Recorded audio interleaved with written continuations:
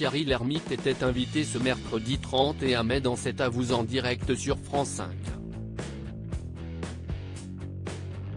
L'occasion pour l'acteur de dévoiler un rôle culte qu'il n'a pas osé accepter de jouer, dans un film avec Marie-Anne Chazelle.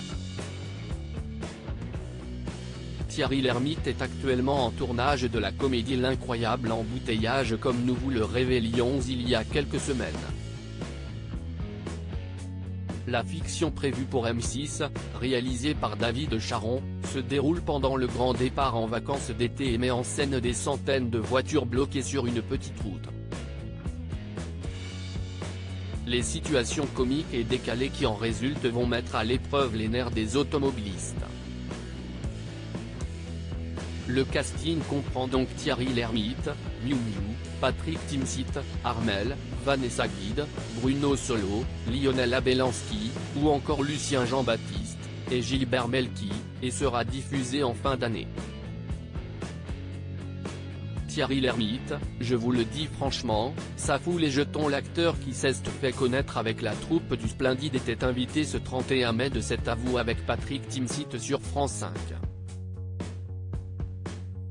L'occasion pour l'acteur de promouvoir Sexygénaire, réalisé par Robin Sykes, où il retrouve son partenaire de Un Indien dans la ville.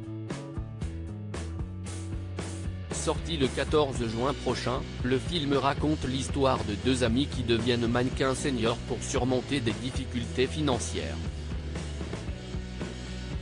Loin du glamour, ils prêtent leur visage à des publicités pour des produits tels que des monte-escaliers, des dentiers, de la colle pour les dents et des couches confort.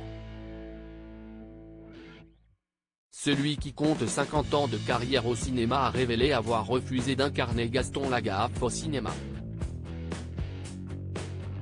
Il y a très longtemps, le metteur en scène qu'il a fait Paul Bougena avec Marie-Anne Chazelle.